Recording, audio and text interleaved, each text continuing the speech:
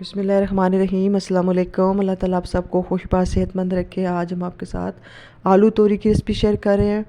इसके लिए हमने पहले तोरियों को सारा छिलका उतार के अच्छी तरह से साफ़ कर लेना है, धो लेना है। साथ ही आलूओं को भी इसी तरह से छिलका उतार के धो लेना है। फिर हम इसको आपको काट के दिखाते हैं। हमने बहुत आसान ज़बरदस्त तरीके से ये रेसिपी बनाई है। हम इसी तरह से तोरियों को बनाते हैं बहुत आसान तरीके से, लेकर खाने में ये बहुत मज़ेदार होती हैं। इस तरह से बच्चे जो कि तोरियां सब्ज़ियाँ वगैरह नहीं खाते वो भी शौक़ से खाएंगे।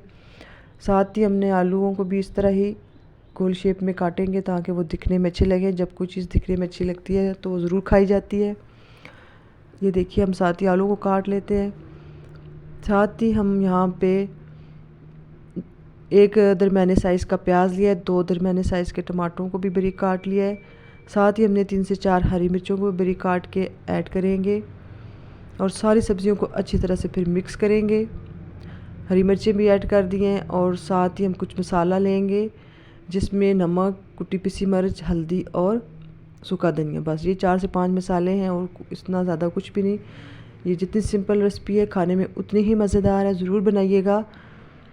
साथ ही हमने तेल लिए, तेल थोड़ा खुला लेंगे क्योंकि जब तक सब्ज़ियों को अच्छे तेल में ना फ्राई किया जाए तो वो मज़ेदार नहीं बनती।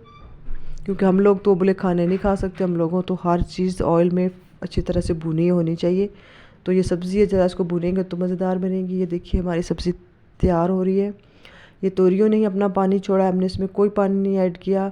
तोरियों और टमाटर ने इसी में ये पक जाएंगी, गल जाएंगी। थोड़ा सा पानी खुश्क हो जाए, तेल ऊपर आ जाए तो फिर हम आपको इसको डिश आउट करके दिखाते हैं। हमारी अल्हम्दुलिल्लाह हमारी तोरी आलू की रेसिपी मज़ेदार सी तैयार है। आप भी ज़रूर बनाइएगा।